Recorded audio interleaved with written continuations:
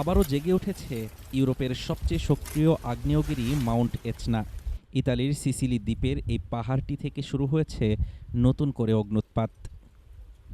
সোমবার থেকে শুরু হওয়া এই নতুন সক্রিয়তায় মাউন্ট এচনার ঢাল বেয়ে নামতে শুরু করেছে উজ্জ্বল কমলা রঙের গলিত লাভা।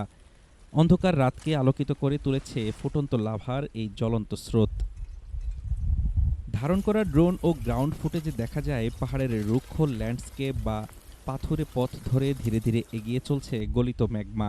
আর এই শ্বাসরুদ্ধকর দৃশ্য দেখতে এর খুব কাছাকাছি হাজির হয়েছেন বেশ কিছু দুঃসাহসী পর্বতারোহী। বিজ্ঞানীরা বলছেন এই অগ্ন্যুৎপাত হঠাৎ কিছু নয়, বরং গত জুন মাস থেকে শুরু হওয়া চলমান প্রক্রিয়ারই অংশ। জুনের শেষের দিকে পাহাড়ের জোরাজিন প্রধান গিরিমুখের কাছে একটি নতুন নির্গমন মুখ তৈরি হয়, যা দিয়ে প্রতিনিয়ত উপরের ঢালগুলোতে লাভা ছড়িয়ে পড়ছে।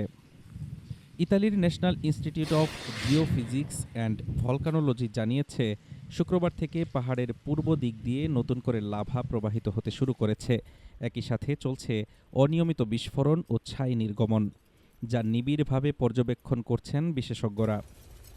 চলতি বছরের ১ জানুয়ারি থেকেই মূলত নতুন এক সক্রিয়তার যুগে প্রবেশ করেছে বিশ্বের অন্যতম এই বিপজ্জনক আগ্নেয়গিরিটি।